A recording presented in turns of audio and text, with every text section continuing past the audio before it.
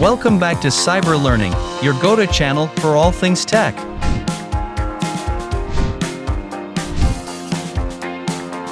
Today we'll show how to edit in Instagram Reels. Step 1. Open the Instagram app and tap on the plus button at the bottom center of the screen. This takes you to the content creation screen.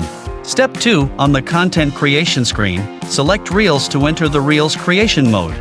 Record a new video by holding down the record button or upload a pre-recorded video from your gallery. Step 3. Now you can edit video using editing tools.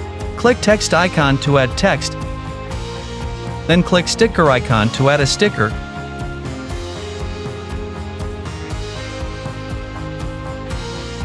And click effects icon to add an effect. Step 4. Tap the edit video button to trim or adjust the video length if necessary. Step 5. Once you're satisfied with the edited reel, add a compelling caption.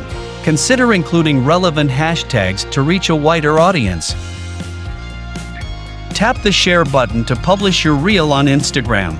This makes it visible to your followers and potentially to the broader Instagram community.